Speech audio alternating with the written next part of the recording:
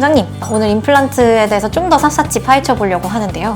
그럼 임플란트 받으러 오는 환자들은 어떤 케이스가 있는가? 한번 볼까요? 이 환자 같은 경우에는 2020년 5월 30일 날 9시 59분에 오셨네. 아침 빨리 오셨네. 여기 보시면은 치아가 하나도 없죠. 위아래가. 치아가 하나도 없는 케이스였어요.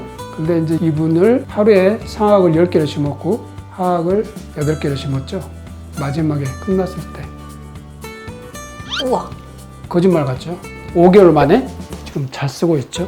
이렇게 되면은 환자분들이 다 시술 끝난 다음에 6개월 지나서 오면은 몸무게가 5에서 10kg가 늘어서 와요. 원장님, 제 몸무게를 어떻게 하실 거예요? 근데 이런 케이스들이 상당히 많아요. 인생이 바뀌었죠. 또 다른 케이스. 또 다른 케이스? 내 방에 갖고 가야 되구만. 한번 봅시다.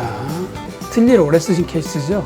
연세는 67세고 여자분이셨네요. 먼저 어금니 쪽을 심었고요. 이렇게 위에를 나머지 부분을 다 심었어요. 이렇게 끝났어요. 이렇게 위에는. 그다음에 아래는 아래도 8개를 심었고 보철이 끝났을 때 이렇게 우와. 보시면은 거의 100점이죠. 이분도 지금 보시면은 2020년도에 3월달에 심었고요. 아래를 먼저.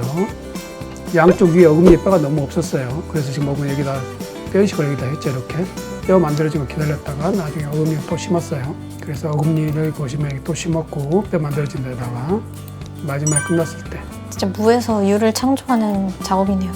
그렇지. 예, 맞아요. 그럼 절개 없이 임플란트 시술이 가능하다니 이 최소 침습, 무절개 임플란트는 모든 환자가 다 받을 수 있는 건가요? 아니요. 그러니까 이제 우리가 폐식을 해야 되는 케이스들이 있어요. 뼈가 너무 없어가지고 그런 경우에는 최소 침습이 안 되죠. 절개를 하고 임플란트를 심으면서 동시에 폐식하고 꿰매야죠. 뼈가 어느 정도 있으면 얼마든지 가능합니다. 저 같은 경우에 10케이스 중에 8케이스는 최소 침습을 하고 한두 케이스 정도는 오픈을 해서 잇몸을 절개해서 뼈 부족하면 뼈 채워가면서 합니다. 임플란트를 심을 때 최소 침습으로 하고 싶죠. 당연히 그렇게 해야 훨씬 더 빨리 낫고 안 아프니까. 뼈가 많아야 되고요. 잇몸이 좋아야 돼요. 뼈를 뼛속에 심었지만 그게 잇몸을 통해서 올라오잖아요. 좀 전문용어로 부착치은이라고 하는데 부착치은은 많을수록 좋습니다. 그게 안 되면 최소 침습이 안 될 수도 있습니다. 잇몸도 만들어줘야 되고. 임플란트 수술 시간은 그럼 어느 정도 걸리나요? 준비하는 시간이 우리가 보통 환자분들 갖다가 한 5분에서 10분, 그 다음에 시술 시간은 하나 정도 심었을 때는 5분이면 끝납니다. 또 이제 많이 심어야 되는 케이스, 그런 케이스는 보통 저 같은 경우는 한 1시간 정도 걸린다 생각하시면 되고. 그럼 혹시 금속 알러지가 있는 분들도 임플란트가 가능한가요? 이 우리가 임플란트 픽스처 자체는 거의 티타늄보다는 위에 올라가는 보철 때문에 생기는 경우도 많아요. 요즘은 지르코늄, 그러니까 메탈이 아니고 지르코늄 일종의 도자기죠. 우리가 또 얼마든지 그 부분을 극복할 수 있습니다. 그런 금속 알러지가 있다 그러면은 임플란트의 표면체를 바꾸거나 보철의 그 종류를 바꾸거나 해서 얼마든지 대처가 가능합니다. 임플란트 시술 후에 꼭 지켜야 하는 주의사항이 있다면? 제일 중요한 거, 흡연을 하시면 절대 안 돼요.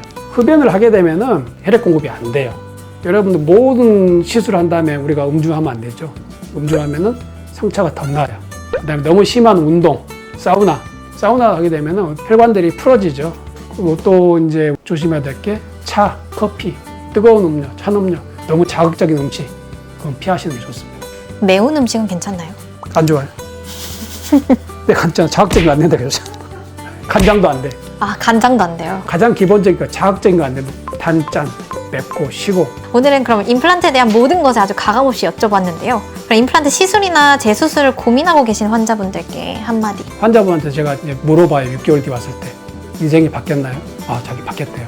옛날에는 틀니를 썼기 때문에 어디 가서 밥 먹다가 틀니가 빠질까 봐서 그렇게 두려워서 못 먹었다는 거예요. 근데 지금은 어디 가서든지 마음대로 먹고 정말 크게 웃을 수 있다는 거죠.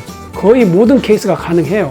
그러니까 걱정 말고 오셔서 상담받고 그 환자분의 제일 맞는 케이스를 맞춰서 하면 돼요. 구독자들한테 마무리하는 인사 멘트 또 하나 해주시면. 아까 했잖아. 아니 따로따로 다 그거 붙여 쓰면 되지.